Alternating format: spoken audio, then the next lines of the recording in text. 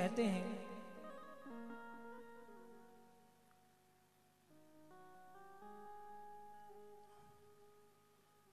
कि एक बार सत्राजित नाम के द्वारिका में सत्राजित नाम के एक राजा निवास करते थे।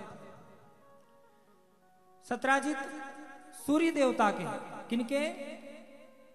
सत्राजित सूर्य देवता के उपासक थे। उपासक के साथ साथ वह सूर्य देवता के बहुत घनिष्ठ मित्र भी थे।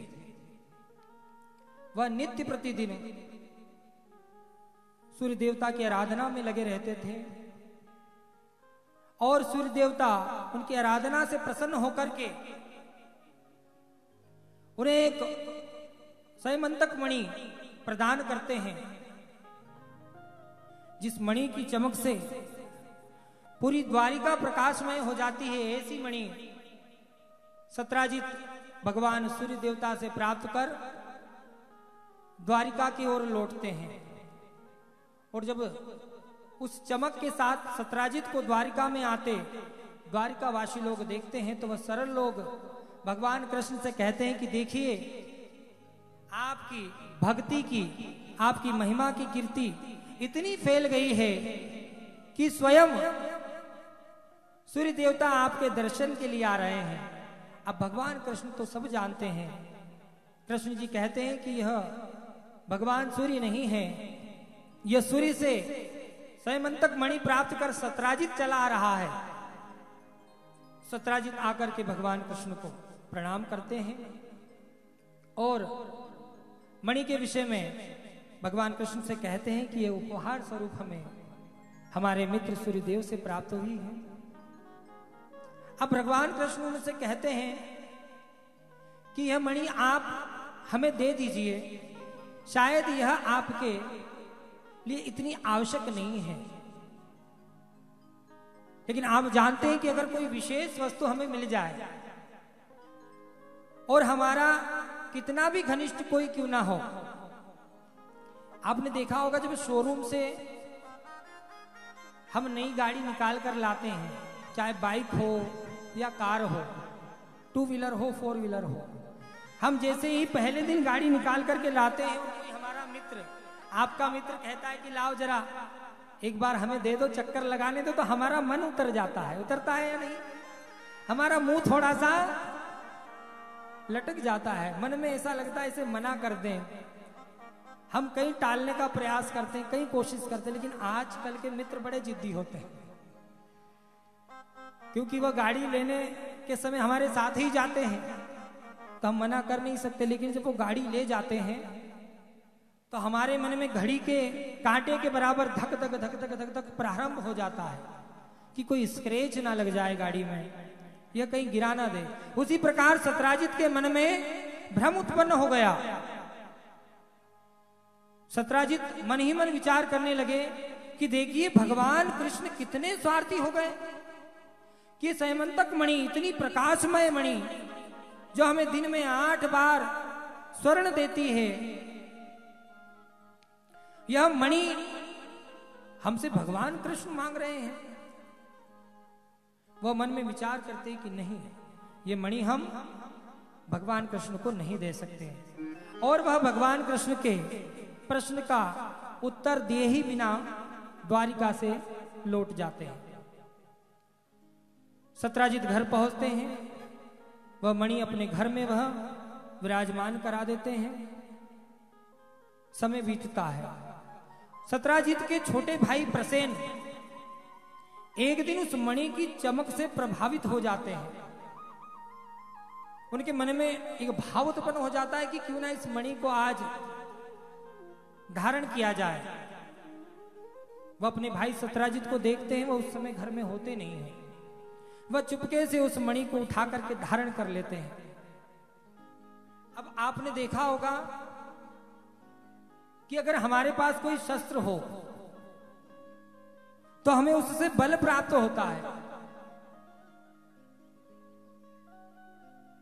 अगर आपने देखा होगा कि अगर हमारे हाथ में लाठी हो तो हमें ऐसा लगता है कि नहीं कोई बल है, या कोई शस्त्र हो, तलवार हो, त्रिशूल हो, तो हमें ऐसा लगता है बल हमारे साथ चल रहा है। उसी प्रकार जब समयंतक मणि प्रसेन ने धारण करी तो उसके मन में आखेट अर्थात शिकार करने की इच्छा जागृत हो गई और प्रसेन मणि धारण कर अपने आशु पर विराजमान होकर अपने घोड़े पर बैठकर जंगल की ओर निकल जाते हैं। और जंगल में जाने के बाद वो मणि धारण कर यहां वहां पशुओं का शिकार करने लगते हैं,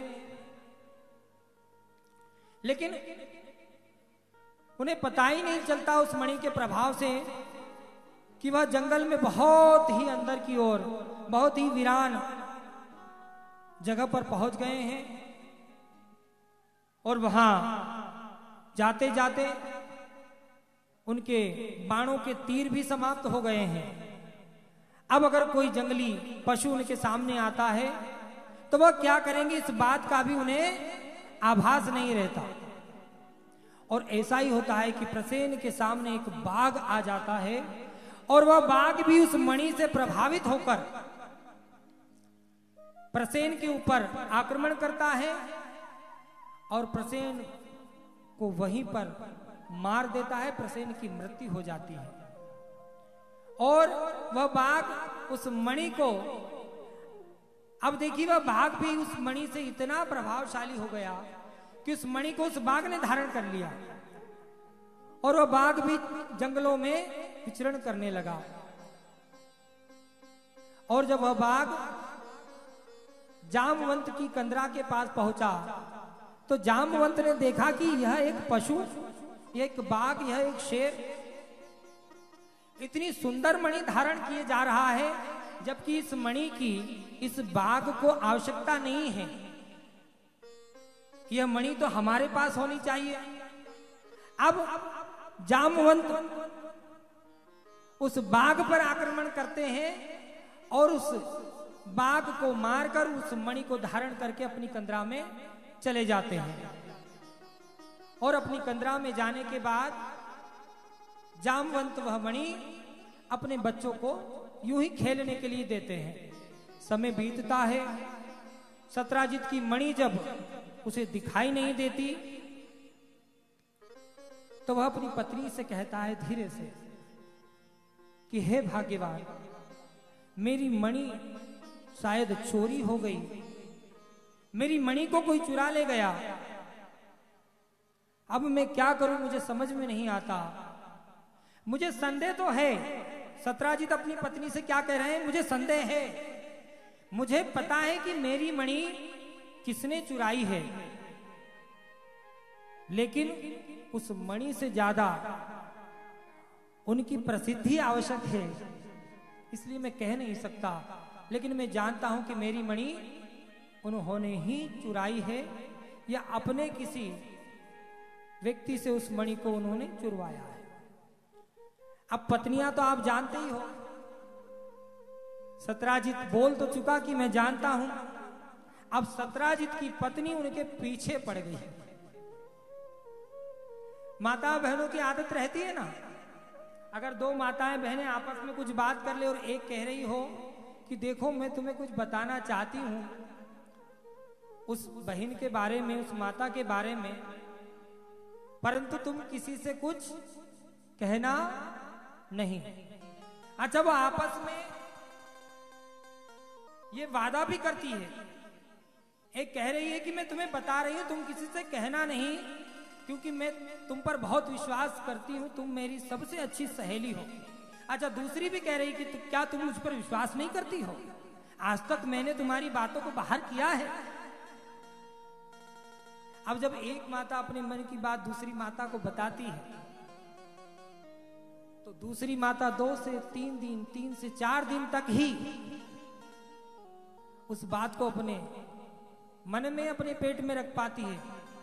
3-4 दिन बाद वह भी माता किसी अपनी सहेली को कहती है कि देख, मैं तुझ पर बहुत विश्वास करती हूं, उसने मुझे सौगंध डाली है, लेकिन मैं तुम्हें बता रही हूं तुम किसी से कहना नहीं। और ऐसे एक से दूसरी जगह, दूसरी से तीसरी जगह, इसी प्रकार सत्राजित की पत्नी उनके पीछे पड़ गई कि आप मेरे पति परमेश्वर है, मैं आपकी धर्म पत्नी हूं। धर्म पत्नी देखिए, आजकल के लोग धर्म पत्नी का अर्थ ही नहीं जानते। आपने देखा कभी हम अपनी मां को कहते हैं क्या कि धर्म की मां है? हम अपने भाई के लिए लगाते हैं धर्म का भाई, हम अपनी बहन के लिए लगाते हैं क्या धर्म की बहन? लेकिन हम अपनी पत्नी के लिए क्या लगाते हैं? ये हमारी धर्म की पत्नी है। लेकिन आजकल लोग वाइफ कहते हैं। क्या कहते हैं? वाइफ, जिसका अर्थ नहीं है। धर्म की पत्नी अर्थात वह धर्म के साथ आपके कुल में जुड़ रही है, वह यह प्रतिज्ञा ले रही है कि आपके कुल को बढ़ाने के लिए, आपके कुल के विस्तार के लिए वह अपना कुल छोड़कर, अपना धर्म छोड़कर आपके धर्म को स्वीकार करती है और धर्म के साथ वह आपकी धर्म पत्नी बनती है। तो इसी प्रकार सत्राजित की पत्नी ने अपने पति पर दबाव डाला, और अगर पत्नी का दबाव पति पर आ जाए तो जो पति यहां बैठे होंगे वह तो जानते ही है कि पत्नी जब तक पत्नी है तभी तक अच्छी है। कोई माता बुरा ना माने कि पत्नी जब तक पत्नी है तभी तक अच्छी है। अगर पत्नी हथनी बन गई तो आपको अपने सुंड में उठाकर कहां फेंक दे पता ही नहीं चलेगा।